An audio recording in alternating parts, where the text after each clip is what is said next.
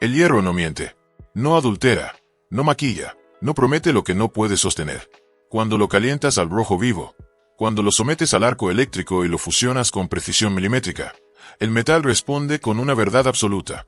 O se une, o se fractura. No hay términos medios. No hay atajos. Mi vida, durante más de una década, ha seguido esa misma ley física y emocional. Soy fabricante de ahumadores y parrillas artesanales de alta gama. No trabajo con chapas delgadas estampadas en serie. No uso recubrimientos que se pelan con la primera lluvia. No diseño para el consumo rápido ni para la obsolescencia programada. Cada unidad que sale de mi taller lleva el sello de mis manos. Soldaduras de cordón continuo. Estructuras de acero al carbono de calibre pesado. Bisagras forjadas. Cámaras de combustión con aislamiento térmico calculado. Rejillas que no se doblan ni se oxidan bajo la intemperie. Mis dedos están marcados por quemaduras antiguas, por cortes que cicatrizaron en líneas gruesas, por la grasa que se incrusta en las grietas de la piel y que ningún jabón industrial logra arrancar del todo. No las ocultó. Las llevo como medallas de un oficio que no necesita filtros ni aplausos. La estabilidad que construí no es un espejismo de hojas de cálculo ni un castillo de deudas corporativas. Hace 3 años, firmé el último cheque de mi hipoteca. 4 hijos duermen bajo el mismo techo que yo protegí con ladrillo, concreto y trabajo diario. Hasta hace poco, creía que el equilibrio de mi matrimonio era tan sólido como las vigas que sostienen mi taller de 500 metros cuadrados. Ella era la otra cara de la moneda. Ejecutiva de marketing corporativo, impecable en sus trajes sastre, calculadora en sus movimientos sociales, ambiciosa hasta la médula. Durante años pensamos que nos complementábamos. Yo ponía la base tangible, el taller, los ingresos estables, la rutina predecible, la seguridad de un techo sin hipoteca. Ella ponía la fachada, los contactos, la imagen pública, la red de influencias, el brillo de los eventos a los que nunca me invitaba. Al principio, lo atribuía a diferencias de mundos. Con el tiempo, comprendí que no era diferencia. Era desprecio disfrazado de conveniencia. Duró 5 años ese silencio progresivo. Primero dejó de mencionarme en sus reuniones de equipo. Luego, cuando preguntaba por su agenda, respondía con frases evasivas. Es un entorno muy técnico. No encajarías, prefiero no mezclar las cosas. Me convertí en el esposo fantasma, el hombre que paga las facturas, que ayuda con la tarea de matemáticas, que repara la cerca del jardín, pero que no tiene lugar en las fotografías de fin de año de la empresa. Me convencí de que era normal, que las parejas con profesiones dispares necesitan espacios separados, que mi presencia incomodaba a sus colegas porque hablo sin rodeos, porque no uso eufemismos corporativos, porque mi vocabulario no incluye sinergias ni alineamientos estratégicos. Me refugié en el taller, en el olor a hierro fundido y a leña de mezquite, en el ritmo constante del esmeril angular y en la precisión del nivel láser. Mis hijos crecieron entre chispas y planos. Aprendieron que la honestidad no se mide en discursos, sino en estructuras que no se tambalean con el viento. Hasta el jueves pasado, cuando el equilibrio que creía inquebrantable se resquebrajó como una soldadura mal ejecutada bajo tensión excesiva, ella apareció en la puerta del taller sin llamar, sin saludo, sin rastro de la mujer que alguna vez compartió conmigo la mesa de la cocina. Traía un sobrebase en la mano, pero no lo extendió. Lo dejó caer sobre el banco de trabajo, entre virutas de acero y una llave inglesa manchada de aceite. Tienes que venir a la fiesta de la empresa este año, dijo. No fue una petición. Fue una orden disfrazada de necesidad logística. Necesitan ver que tengo estabilidad familiar. El evento es en el Grand Meridian. Vestimenta formal. No llegues tarde. Miré el sobre. No había tarjeta de invitación. Solo una hoja impresa con el protocolo del evento. 5 años de ausencia voluntaria convertidos en una obligación repentina. Supe, en ese instante, que no se trataba de una celebración. Se trataba de un escenario preparado. Acepté, no por obediencia, por necesidad de verificar con mis propios ojos lo que ya intuía. Me puse mi único traje gris oscuro, el mismo que usé cuando enterré a mi padre. Lo planché con cuidado, ajusté la corbata frente al espejo del taller. Observé cómo la tela contrastaba con mis manos callosas. Ella, en cambio, pasó 3 horas preparándose. El vestido rojo era una segunda piel. El maquillaje, una armadura. Los tacones, un sonido de advertencia contra el piso de concreto. Salimos en silencio. El trayecto hasta el hotel fue un recorrido entre 2 realidades que nunca volvieron a cruzarse. Al entrar al salón, entendí el esfuerzo. Cristales, mármol, iluminación indirecta, meseros con guantes blancos, copas que reflejaban luces como diamantes baratos. Personas que hablaban en tonos suaves, que reían sin abrir la boca, que medían cada palabra como si fuera una transacción bursátil. Ella se transformó en cuanto cruzamos el umbral. Sus hombros se enderezaron. Su sonrisa se amplió. Su voz adoptó un ritmo ensayado. Se movía entre la multitud como si el suelo le perteneciera. Me presentaba con frases cortas, casi mecánicas. Este es mi esposo. Tiene un negocio de parrillas.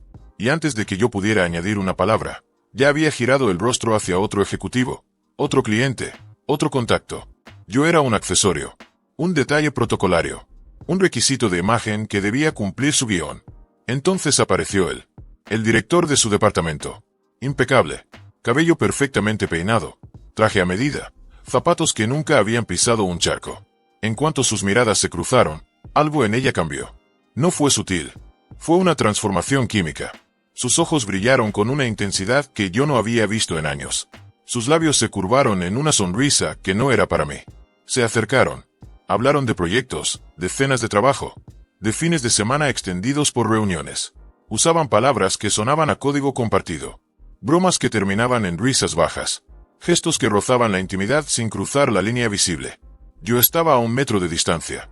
Y sin embargo, era invisible. Cuando finalmente me notó, me ofreció la mano. Un apretón breve, seco, sin presión. Luego, con una sonrisa que no llegaba a los ojos, dijo: «No te preocupes, campeón. Yo la cuidaré bien esta noche». Sacó un billete de $10 del bolsillo. Lo lanzó sobre la mesa de mármol frente a mí. Cayeron como una moneda en un pozo seco. La mesa estalló. Risas ahogadas. Miradas de complicidad. Colegas que celebraban la humillación como si fuera un chiste interno. Ella, tras una fracción de segundo de vacilación, se unió. No fuerte, pero suficiente. El sonido de sus risas me atravesó el pecho como una sierra circular mal calibrada. No me moví. No bajé la mirada.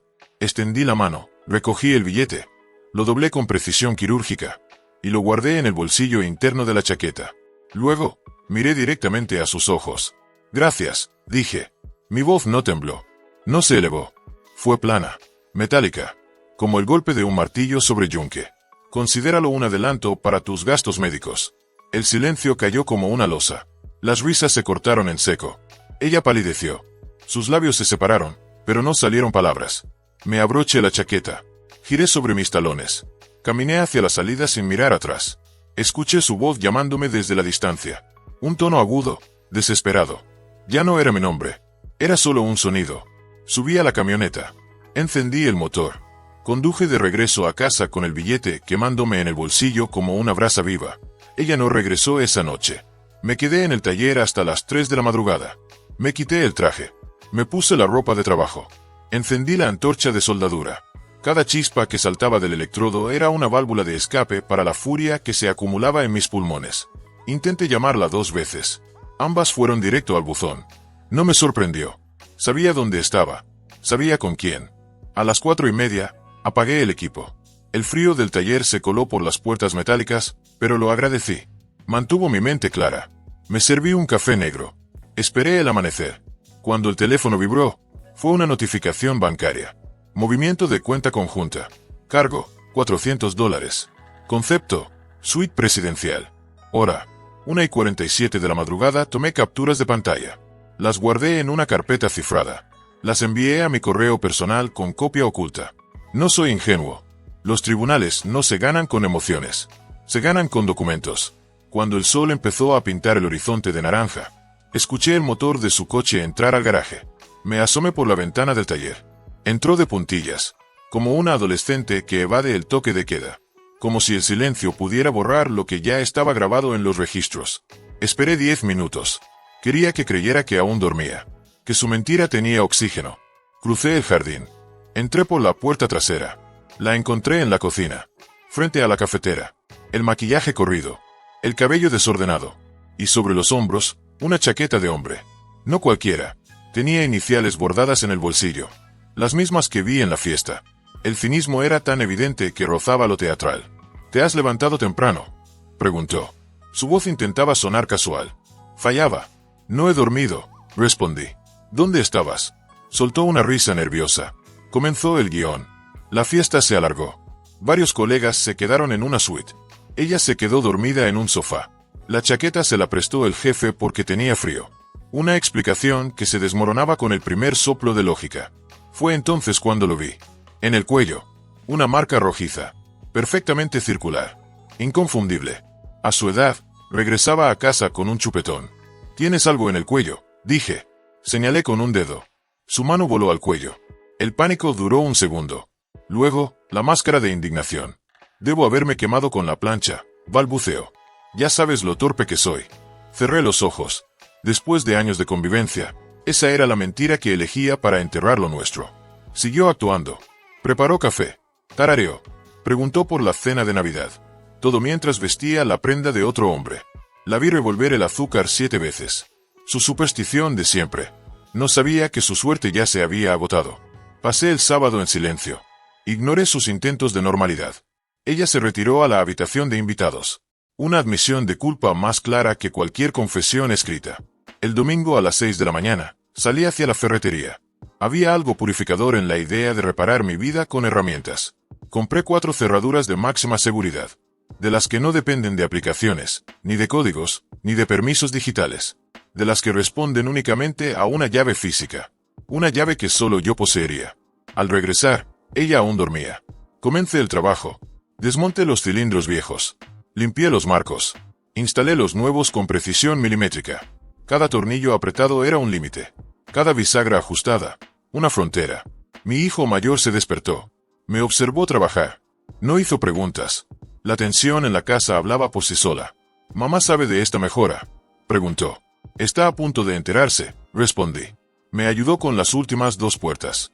Le entregué su copia de las llaves. «No se las entregues a tu madre bajo ninguna circunstancia», dije. Él asintió. Entendió. Para el mediodía, las 4 entradas eran fortalezas. Ella salió poco después. Clase de yoga. Intentaba mantener la farsa de rutina. Le respondí con la indiferencia de una roca. Sabía que esa sería la última vez que cruzaba ese umbral como dueña. A las 6:30 de la tarde, escuché su coche. Me senté en el sofá, con una cerveza, fingiendo leer. Mi hijo esperaba arriba, con la puerta entreabierta. Escuché sus pasos en el porche, el tintineo de las llaves, el sonido del metal contra una cerradura que ya no la reconocía. Silencio. Segundo intento. Más violento. Giró la llave una y otra vez, hasta que la realidad la golpeó. Empezó a gritar mi nombre, desde el otro lado de la puerta. Para cuando me levanté, ya no era parte de ese hogar. Abrí con lentitud calculada. Ella estaba allí. Respiración agitada. Llaves apretadas como un arma inútil. Su expresión pasó de la confusión a la indignación ensayada. «Las llaves no funcionan», espetó. Intentó pasar. No me moví. «No es que no funcionen», dije. «Es que ya no tienes llaves de esta casa». Se quedó helada. Elevó la voz. Intentó el escándalo, para que los vecinos escucharan. Me acusó de loco, de paranoico, de retenerla fuera de su propio hogar. Ya no era el hombre que se sentía incómodo en sus fiestas. Era el dueño de la situación. «Esta casa está a mi nombre. La hipoteca se pagó con mi trabajo. Puedes llamar a quien quieras, pero no vas a entrar tras haber estado con tu amante y con marcas de él en el cuello». Al mencionar la marca, su postura se derrumbó. La excusa de la plancha ya no tenía lugar. Saqué el teléfono. Le mostré la captura. $400. Cuenta conjunta. Tarjeta vinculada al negocio. Mientras yo la esperaba en el taller. El silencio fue pesado. «Tus maletas están en el garaje», continué. «Mi hijo ya las sacó. Te sugiero que llames a ese sujeto que cree que mi dignidad vale $10. Quizás él tenga un sofá disponible». Ella intentó llorar. Último recurso de quien se sabe acorralada. No sentí nada. Ni rabia. Ni tristeza. Solo la satisfacción de un trabajo bien terminado. Cerré la puerta. Giré la llave nueva. Esa noche, me senté en el taller. El billete de $10 seguía sobre la mesa. Lo usé para encender el soplete. Comencé un nuevo proyecto. Ella se llevó su brillo falso. Sus mentiras baratas. Yo me quedé con mis hijos. Mi casa. Mi oficio. La respuesta llegó en un sobregrueso. Demanda formal de divorcio. No solo quería la separación. Exigía pensión vitalicia. Y la mitad de mi negocio. Reclamaba el 50% de lo que construí desde cero en un garaje. Lo mismo que siempre despreció por considerarlo demasiado obrero para su círculo. Ahora, ese trabajo simple era su objetivo financiero. Llamé a mi abogado. Su respuesta fue inmediata. «Prepárate para una guerra legal». Al día siguiente, Me presenté en su oficina con una caja. Extractos bancarios, registros contables, declaraciones de impuestos. Allí me esperaba una contadora forense, especialista en rastrear dinero oculto. Soy muy buena encontrando dinero cuando la gente cree que nadie mira, dijo. Su voz era gélida. Le entregué el archivo de mi vergüenza financiera. Ella organizó el caos con eficiencia mecánica. Mi patrimonio no era despreciable. Casa de 450.000. Negocio con beneficios anuales de 300.000. Cuentas de ahorro. Pero el punto de inflexión llegó cuando mencioné el cargo del hotel. Usó nuestra tarjeta conjunta, expliqué, la vinculada a la cuenta del negocio para gastos comerciales. Su expresión cambió. Sus ojos brillaron. Si usó fondos de tu negocio para gastos personales, y esos gastos se declararon como deducciones, no solo hablamos de infidelidad. Hablamos de posible malversación. Implicaciones fiscales. Fraude. Las cuentas comerciales se rigen por reglas distintas. Estimó 3 días para el informe completo. Por primera vez en semanas, dejé de sentirme víctima. Ya no era solo traición matrimonial. Ella había mezclado sus aventuras con los libros contables. Estábamos listos para pasar de la defensa al ataque. La contadora forense no tardó. Tras acceder a los movimientos, el panorama era más sucio de lo esperado. En 6 meses, había gastado más de $40.000 con la tarjeta de mi negocio. 11 estancias en el hotel. Cenas en restaurantes caros. Visitas a spas. Lencería de diseño. Todo cargado a la cuenta comercial. Pero el hallazgo definitivo fue una serie de transferencias sistemáticas. De la cuenta conjunta hacia una empresa de consultoría creada recientemente. Al rastrear al propietario, el nombre apareció. Era el hombre de la fiesta. Mi esposa no solo me engañaba. Financiaba el estilo de vida de su amante con mi propio dinero. Esto anula cualquier demanda de pensión, aseguró mi abogado. Nadie puede alegar necesidad económica mientras despilfarra miles y financia a un tercero con fondos malversados. Con esas pruebas, el juicio no fue una batalla. Fue una ejecución. Mi abogado presentó las pruebas ante el juez. Facturas, recibos, transferencias directas bajo la fachada de consultoría falsa. Ella intentó llorar. Alegó que yo era frío, que la empujé a buscar afecto. En los tribunales, los números no tienen sentimientos. El juez fue contundente. Derecho a pensión anulado por uso fraudulento de activos. No recibió un centavo de manutención. Fue obligada a restituir todo el dinero desviado, restando de su parte en la división de bienes. Logré conservar la propiedad total. El juez dictaminó que no tenía derecho a reclamar parte de un negocio que intentó desfalcar. La casa también se quedó conmigo. Demostramos que la hipoteca se pagó con ingresos que ella no generó. Que su conducta ponía en riesgo la estabilidad del hogar de nuestros hijos. Al salir del tribunal, observé la escena desde la distancia. Él estaba allí, apoyado en su coche, con esa sonrisa de depredador que cree haber cazado la pieza mayor. Para él, el divorcio era un negocio. Esperaba el cheque que le permitiría vivir sin trabajar nunca más. Cuando ella cruzó las puertas, él se acercó con paso triunfal. ¿Y bien?, preguntó. ¿De cuánto es el cheque? Ya somos dueños de la mitad. Ella no sostuvo la mirada, ojos fijos en el suelo, sosteniendo la sentencia que convertía sus sueños en cenizas. No hay nada, respondió. Voz rota. Presentó todo. Facturas, compras, transferencias. El juez lo calificó como fraude y malversación. La sonrisa de él se borró. La calidez se evaporó. ¿Qué quieres decir con que no hay nada?, espetó. Perdí mi empleo por este lío. Me jugué el puesto creyendo que serías mi respaldo. Me dijiste que ese tipo era un imbécil al que desplumaríamos. Me quedé sin casa, sin pensión, sin ahorros, sollozó, buscando su apoyo. Todo lo que me correspondía se usó para pagar la deuda por el dinero desviado. Pero nos tenemos el uno al otro. Él soltó una carcajada. Dio un paso atrás, como si la ruina fuera una enfermedad. El uno al otro, se burló. Yo buscaba lujo. No una divorciada sin un centavo y con demanda por estafa. Búscate la vida, porque conmigo no tienes futuro. Subió al coche. Arrancó sin mirar atrás. Ella se quedó allí, diminuta, dándose cuenta de que el hombre por el que destruyó su vida no era más que un parásito. Desde el otro lado de la calle, me retiré. Puse la camioneta en marcha. Me alejé sin mirar atrás. Por el retrovisor, vi a mi exesposa hundida en la acera. Mi mente ya estaba en mi negocio, en mis hijos. En la libertad recuperada, tomé la carretera secundaria. Evité el tráfico del centro. Buscaba el silencio del camino. A 5 kilómetros, el tráfico se detuvo. Luces azules y rojas rebotaban contra los árboles. Un poste de luz colgaba peligrosamente, partido en dos por un impacto brutal. Avancé a paso de rueda. Vi el coche. Era el de él, incrustado contra el cemento, convertido en un acordeón de metal retorcido. Me detuve un momento, lo justo para que los paramédicos cubrieran el asiento del conductor con una lona blanca. La velocidad y la desesperación por huir de una vida sin dinero lo habían llevado directo al desastre. El tipo que me lanzó $10 con desprecio no llegó ni a la siguiente salida. No sentí alegría, solo una extraña sensación de orden. El acero no miente. Si lo golpeas con suficiente fuerza y de la manera incorrecta, se quiebra. Él intentó vivir de un castillo de naipes. Al primer soplo de realidad, el mundo se le vino encima. Pasé por al lado. Olí el neumático quemado. Seguí de largo. El karma no solo le quitó el sueldo y la amante, le cobró la factura final de golpe. Acomodé el espejo retrovisor. Dejé de ver los restos de metal. Aceleré. 3 meses después, el taller volvía a ser mi refugio. Pero una tarde, justo cuando terminaba de cerrar el portón principal, apareció ella. No quedaba nada de la mujer soberbia. De pie en la acera. Maleta vieja. Ropa descuidada. La amiga que la acogió se cansó de mantenerla. La echó esa misma mañana. La calle era su única realidad. Por favor, dijo. Voz quebrada. No tengo a dónde ir. He pasado hambre. No tengo un peso. Cometí un error. Lo sé. Pero ayúdame. Solo por unos días.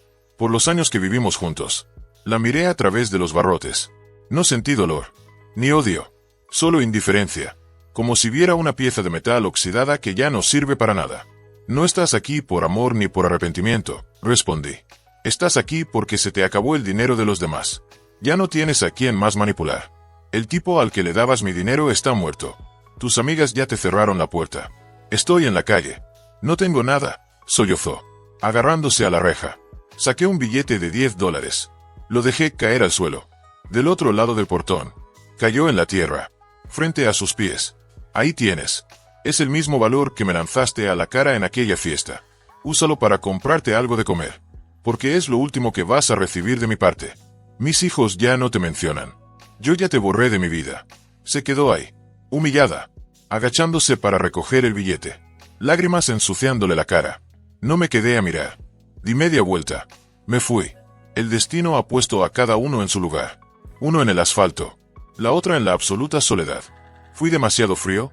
¿O la humillación del billete fue la justicia poética que la historia necesitaba? Cada quien juzga con sus propias cicatrices. Yo solo sigo soldando. Porque el metal, al final, siempre devuelve lo que se le entrega. Sin adornos. Sin excusas. Con la verdad intacta.